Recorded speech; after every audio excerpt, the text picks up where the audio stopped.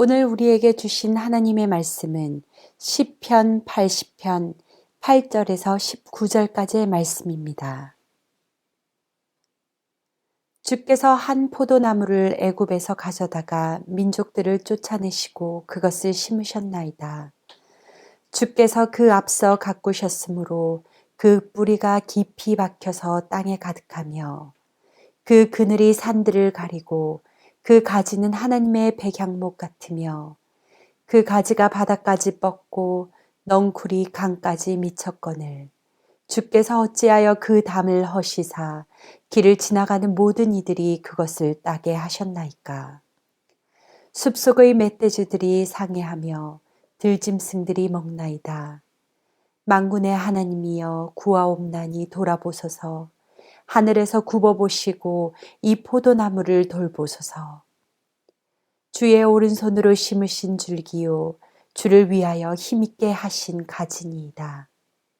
그것이 불타고 배임을 당하며 주의 면책으로 말미암아 멸망하오니 주의 오른쪽에 있는 자 곧 주를 위하여 힘있게 하신 인자에게 주의 손을 얹으소서. 그리하시면 우리가 주에게서 물러가지 아니하오리니 우리를 소생하게 하소서. 우리가 주의 이름을 부르리이다. 만군의 하나님 여호와여 우리를 돌이켜 주시고 주의 얼굴의 광채를 우리에게 비추소서. 우리가 구원을 얻으리이다. 아멘. 할렐루야. 사랑하는 에베네셀 가족 여러분, 오늘도 하나님께서 우리에게 새 생명과 새 날을 허락해 주셨습니다. 아침에 주의 인자하심을 나타내시며 밤마다 주의 성실을 베품이 좋으나이다. 시편 기자는 그렇게 고백했죠. 이 아침에 주의 인자하심이 우리의 심령에 나타나고 우리가 세상을 향해 내딛는 그 첫 발걸음에 나타나기를 축복합니다. 또한 이 하루가 지나고 밤에 잠자리에 들 때에 주의 성실하심을 베푸셨던 그 은혜의 순간을 찬양하며 고백하고 감사하는 그런 은혜가 있기를 아울러 축복합니다. 이 하루가 주의 성실하심과 인자하심으로 풍성한 은혜와 축복이 있기를 다시 한번 주님의 이름으로 축복합니다. 오늘 함께 나누는 시편 80편의 고백은 아삽의 찬송시입니다. 북이스라엘 요셉의 자손인 에브라임과 므낫세 지파를 중심으로 세워진 솔로몬 왕 이후에 세워진 나라입니다. 그들은 하나님을 멀리하고 하나님의 전인 베델 그리고 여러 예배의 장소들을 우상의 장소로 만들었고 그곳에 금송아지를 만들어서 하나님을 금송아지라고 그렇게 가르치며 우상을 섬겼습니다. 그리고 바알과 아세라를 섬기기까지 했습니다.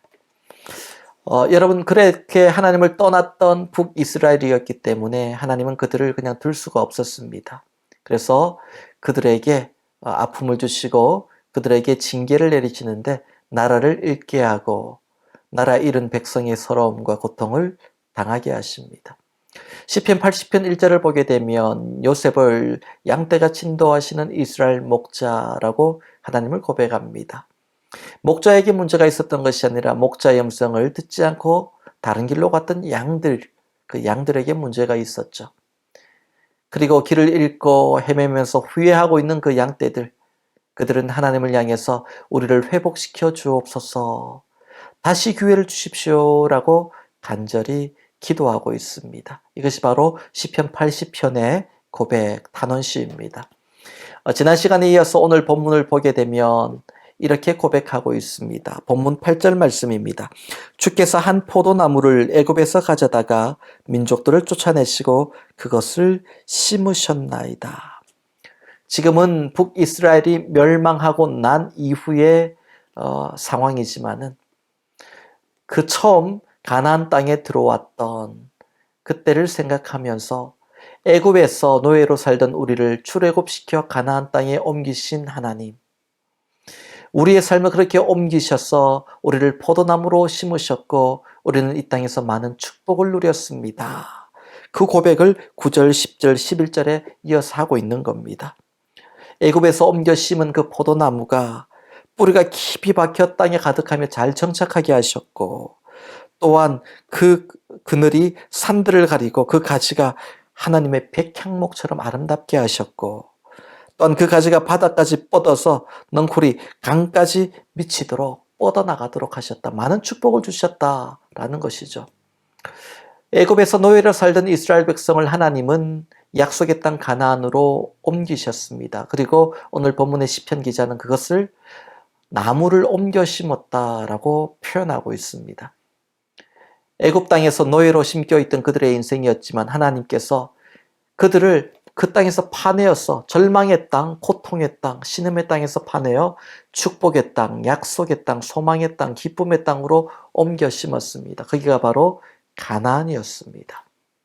오늘 본문 8절의 고백을 보면서 우리 하나님은 절망의 땅에 있는 우리를 소망의 땅으로 옮기기를 원하시는 분임을 보게 됩니다.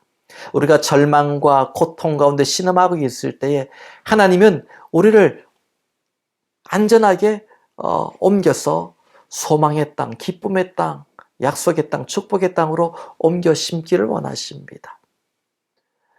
우리가 그렇게 축복의 땅에서 살아가기를 원하시는 거죠.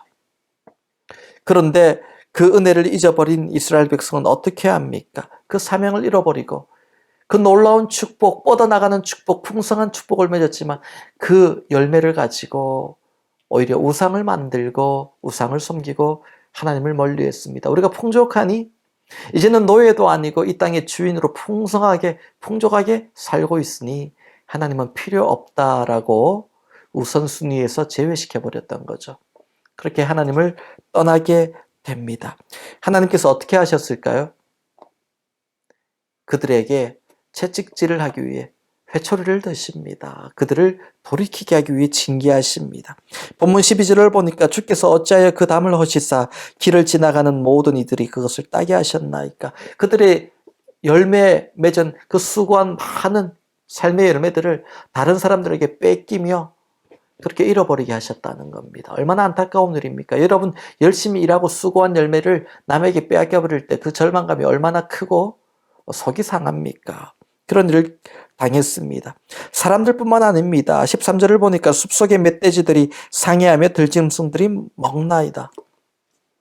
이제는 짐승들까지 와서 그 축복의 열매를 다 가져가는 겁니다.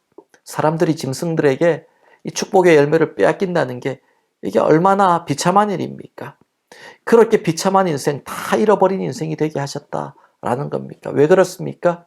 그들이 목자의 음성을 듣지 않고 그들을 축복의 땅에 옮겨 심고 포도나무로 심으신 하나님의 메시지, 하나님의 비전을 붙들지 않고 세상을 바라보았기 때문에 그들은 이 안타까운 일을, 축복들을 다 잃어버렸다라는 것이죠. 비슷한 이야기를 이사야 5장에 이사야 선지자가 이야기합니다. 이스라엘 백성을 애굽 땅에서 건져내어서 하나님께서 가나안 땅에 심으시는데 이사야 선지자는 극상품 포도나무로 심었다 그렇게 말씀하고 있습니다. 포도나무도 여러 품종들이 있습니다. 등급이 있습니다. 그런데 최고 등급의 열매를 맺는 제일 좋은 품종의 포도나무로 가나안 땅에 이스라엘 백성을 심으셨다. 그러니까 축복의 땅에 최고의 품종의 포도나무가 심겨졌습니다. 그러니까 얼마나 좋은 열매가 맺히겠습니까? 하나님 그래서 그렇게 좋은 열매를 기대하고 그 열매를 가지고 하나님께 영광 돌리기를 기다리고 기대하셨는데 그러나 이스라엘 백성들은 들포도 열매를 맺었다. 이사야 선지자는 그렇게 고백합니다. 악취나고 냄새나고 먹을 수 없고 씨고 던져버릴 수밖에 없는 그런 열매를 맺었다. 잘못된 열매를 맺은 것이죠. 성령의 열매를 맺어야 되는데 악한 죄악의 열매를 맺은 겁니다. 그게 바로 들포도 열매였습니다. 하나님께서 그래서 이 포도는 더 이상 소망이 없다. 그렇게 해서 그 땅을 갈아 엎어버리시고 그 농장을 없애버리시는 거예요. 그 비유가 바로 이사야 선지자의 비유가 바로 오늘 본문의 이야기입니다. 이스라엘 백성을 포도나무로 가나안 땅에 옮겨 심었는데 결국은 사람들에게 열매를 빼앗기고 들짐승이 들어와서 그 농장을 다 피피하게 포도나무를 무너뜨려 버리고 짓밟아 버렸다는 겁니다. 이 고백을 하고 있습니다. 그러면서 하나님 우리를 회복시켜 주옵소서 그렇게 기도하고 있습니다. 본문 14절 말씀을 보십시오. 이 포도나무를 돌보아 달라고 기도합니다. 그리고 17절을 보니까 주의 손을 얹어 달라고 기도합니다. 18절을 보니까 그리하시면 우리가 주께에게서 물러가지 아니하오리니 우리를 소생하게 하소서. 다시 살려주십시오. 우리가 주의 이름을 부르리이다. 그렇게 고백하고 있습니다. 여러분 이제 어떻게 해야 될까요? 하나님께서 옮겨 심은 최고 등급의 포도나무가 실패했어요. 그러면 다시 정신을 차릴 테니까 하나님 다시 우리를 최고 포도나무로 심어 주십시오라고 기도해야 될까요? 아닙니다. 그렇지 않습니다. 하나님께서 다시 우리를 최고 포도나무 열매로 심어 주신다고 한들 우리가 성공할 것 같습니까? 그렇지 않습니다. 또 실패합니다. 그래서 그 대안을 예수 그리스도로 성경은 고백하고 있습니다. 그것이 바로 요한복음 15장의 말씀입니다. 나는 생명의 참 포도나무라고 예수님은 말씀하셨습니다. 하나님 아버지는 농부라고 말씀하셨어요. 그리고 우리는 뭐라고요? 포도나무 위에 붙어있는 가지라고 설명하십니다. 예전에 구약에 쓴 하나님께서 너희가 포도나무니까 열매 한번 맺어봐 라고 말씀하셨는데 실패했잖아요. 그러니까 하나님께서 우리의 연약함을 아시고 너희가 포도나무가 아니라 예수 그리스도 그 십자가, 이것이 바로 포도나무니 너희는 거기 붙어있는 가지가 돼요. 그러면 자연스럽게 풍성한 열매를 맺게 될 거야. 너희 힘으로 열매 맺는 것이 아니라 예수의 힘으로 능력으로 열매 맺는 거야. 예전처럼 너희가 포도나무니까 너희가 열매 맺어야지, 결과 내야지, 그것이 아니라 예수께 붙어 있으면, 그냥 붙어 있으면 포도나무 열매 맺어야지 말하지 않더라도 예수께서 포도나무 가지의 열매가 맺히도록 하실 거야. 이게 포도나무의 비유입니다. 요한복음 15장의 비유이죠. 여러분 우리 인생이 어떻게 살아야 될까를 보여주시는 말씀입니다. 요한복음 15장 4절을 보면 가지가 포도나무에 붙어있지 아니하면 스스로 열매를 맺을 수 없나니 너희도 내 안에 있지 아니하면 똑같이 그러하리라 말씀하셨어요. 너희는 가지라는 거예요. 붙어있지 않으면 열매 맺지 못하는 거예요. 너희가 내 안에 내 말이 너희 안에 거하면 무엇이든지 원하는 대로 구하라 그리하면 이루리라. 무슨 말씀입니까? 포도나무에 가지로 붙어있으면 너희가 열매 맺게 되리라. 그 말씀입니다.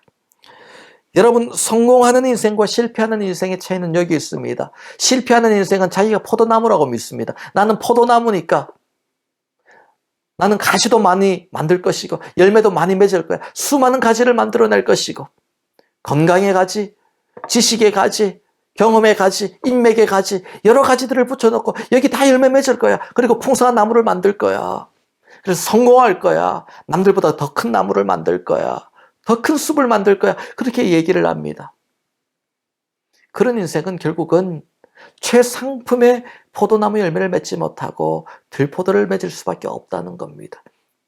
그러나 나는 포도나무가 아니라 포도나무는 오로지 예수 그리스도이시니 나는 그분께 붙어있는 가지이다 라고 고백하는 자들은 가지 하나의 열매가 얼마나 맺을까? 그냥 내가 포도나무가 되어 많은 가지를 가지면 더 많은 열매를 맺을 수 있을 것 같은데 나는 그냥 나무에 붙어있는 가지다 그러니까 열매를 작게 맺을 것 같죠. 그렇지 않습니다. 더 많은 열매를 맺게 되고 더 풍성한 열매를 맺게 됩니다. 왜 그렇습니까? 생명의 참 포도나무이신 그 예수님은 우리가 생각하는 우리 인생의 그 포도나무보다 어마어마하게 아니 수백 배, 수천 배, 수만 배 셀 수 없을 정도로 크신 나무이기 때문에 그게 붙어있는 가지는 자신이 포도나무라고 말하는 사람들보다 더 큰, 더 많은 열매를 맺게 되는 것이죠. 여러분 우리 인생에 중요한 것은요. 내 가정에, 내 인생에, 내 생업 가운데 내가 포도나무가 되어서 그렇게 뚝 서 있지 않느냐는 거예요. 여러분 그러면 실패하는 인생이 될 수밖에 없습니다. 우리 가정에도 생명의 참 포도나무이신 예수님이 그 중심에 딱 서 계시고 우리 모든 가족들이 가지로 거기 붙어 있는 거예요.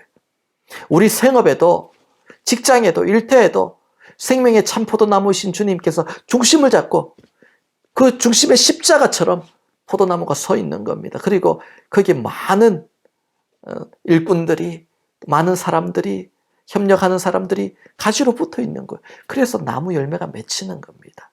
우리 심령도 마찬가지입니다. 중요한 것은 내가 포도나무가 되려고 하냐 아니면 가지가 되려고 하냐 여기에 달려 있습니다. 여러분 어떤 인생을 살고 싶습니까? 성공하는 인생이 되어야 되겠죠. 반드시 그렇다면 생명의 참 포도나무이신 예수께부터 풍성한 열매를 맺는 우리 모두가 될 수 있기를 바랍니다. 예수 안에서 풍성한 열매를 맺고 성공하고 오늘도 수많은 가지가 바다 끝까지 강 끝까지 뻗어져 나가는 그런 놀라운 복을 누리는 주님의 모든 백성 될 수 있기를 간절히 축원합니다. 다 함께 기도하시겠습니다. 하나님 아버지 감사합니다. 가지가 포도나무에 붙어있지 아니하면 스스로 열매를 맺을 수 없음 같이 너희도 내 안에 있지 아니하면 그러하리라 말씀하셨습니다. 지금까지 실패한 포도나무로 살아왔던 이스라엘 백성들, 그러나 하나님께서 예수 그리스도를 생명의 참 포도나무로 이 땅에 보내주셔서 거기에 붙어있는 가지가 될 때에 열매 맺게 된다. 하나님께서 책임져 주신다 약속하셨던 것처럼 하나님, 우리가 주님께 붙어 있으므로 많은 열매를 맺고 잎사귀가 푸르고 그 가지가 바다 끝까지 땅 끝까지 뻗어져 나가는 복된 인생이 되게 하여 주시옵소서. 사랑하는 에베네셀의 모든 가족들, 가정, 생업, 일터, 그들이 발른 모든 땅들마다 가지의 축복이 임하게 하여 주옵소서. 예수님의 이름으로 축복하며 기도하옵나이다. 아멘.